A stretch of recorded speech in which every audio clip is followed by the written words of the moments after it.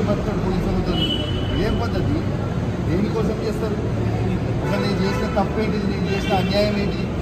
ప్రజల కోసం బరాబర్ ఆ క్వారీలో ఇబ్బంది అవుతుంది, ఇల్లీగల్గా నడుస్తుంది క్వారీ.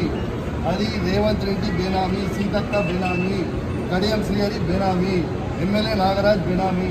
వాళ్ళ బేనామీలకి కొన్ని ఎన్ని రోజులు రాస్తున్నారు. ఇదేం పద్ధతి? అసలు దేని నాకు నోటీస్ ఇవ్వకుండా మీరు ఎట్లా అరెస్ట్ చేస్తారు? రేవంత్ రెడ్డి చెప్తే మీరు అరెస్ట్ చేస్తారా? రేవంత్ రెడ్డి చెప్తే మీరు అరెస్ట్ చేస్తారా?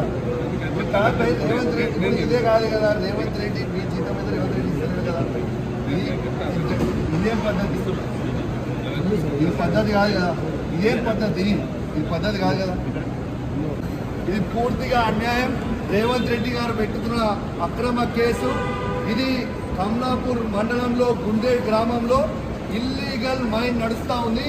ఇది ఆయన రేవంత్ రెడ్డి ఆధ్వర్యంలో సీతక్క, తర్వాత కడియం శ్రీహరి, ఎమ్మెల్యే నాగరాజ్ గారి బెనామీ.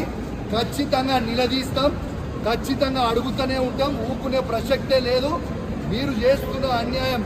ఇల్లీగల్ మైనింగ్ నడుస్తుంది అక్కడ. కేవలం 2.5 హెక్టర్స్ మాత్రమే ఉంటే ఇలా ఆడ ఇల్లీగల్ మైనింగ్ 20 ఎకరాలలో చేస్తూ ఉన్నారు.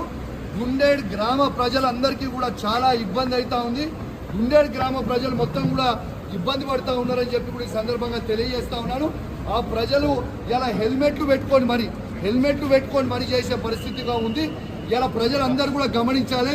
ఇలా రేవంత్ రెడ్డి గారు చేస్తున్న అక్రమ అరెస్టులు, అక్రమ కేసులకి నువ్వు రేవంత్ రెడ్డి గుర్తుపెట్టుకో.